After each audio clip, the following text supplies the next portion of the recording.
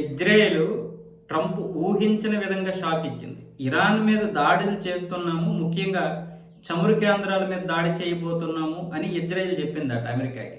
అంటే పాక్షికంగా దెబ్బ కొడతామన్న విధంగా ఇజ్రాయెల్ చెప్పిందని మేము ఒప్పుకున్నాం. కానీ ఇంత దారుణంగా 30 రిఫైనరీల మీద, అంటే చమురు కేంద్రాల మీద దెబ్బ కొడుతుంది, ఇలా అగ్గి రాజేస్తుందని తెలియలేదు. దానివల్ల మొత్తం ఇప్పుడు మిడిల్ ఈస్ట్లో ఈ యొక్క చమురు వల్ల విపరీతంగా ప్రపంచంలో ధరలు పెరిగిపోతాయి. అదంతా కూడా ఇప్పుడు అమెరికా మీద ఒత్తిడి పెరుగుతుంది. కాబట్టి మీరు ఇంత దెబ్బ కొట్టడం అనవసరం, పైగా ఇది చాలా తప్పు, ఇప్పటికే ప్రజలందరూ కూడా ఇబ్బందికి గురవుతారు, సామాన్య ప్రజలని. ఇప్పుడు అమెరికాలో ఉన్నటువంటి వైట్ హౌస్ అధికారులు కూడా ట్రంప్ దగ్గర అయితే మొరపెట్టుకున్నట్లుగా తెలుస్తోంది. ట్రంప్ కూడా దీని విషయంలో కొంచెం ఆగ్రహంగా ఉన్నట్లుగా తెలుస్తోంది. మొత్తం తగలబడిపోతుంది. మొత్తం ఇరాన్లో ఉన్నటువంటి ఆ రిఫైనరీలు, ఆ చమురు నిల్వలు మొత్తం కాలిపోయి బూడిదైపోయి రాత్రి. ఇంకా ఆ మంటలు ఇంకా చల్లారలేదు.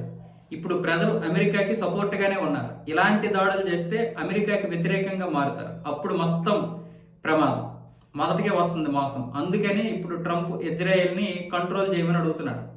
మీరు ఇలాంటి దాడులు చేయొద్దు, ఈ దాడి వల్ల ఇరాన్కి నష్టం కంటే కూడా మనకే నష్టం. ప్రజలు ఎంతవరకు అయితే నష్టపోతారో, ప్రజలకి మళ్ళీ మన మీద కోపం వచ్చిందంటే యుద్ధం తీరుతెన్నులే మారిపోతాయి అన్న విధంగా ట్రంప్ అయితే ఇజ్రాయెల్ మీద ఆగ్రహం వ్యక్తం చేసినట్లు తెలుస్తుంది. దీని గురించి వైట్ హౌస్ అధికారులు కూడా కీలక ప్రకటనలు చేస్తున్నారు.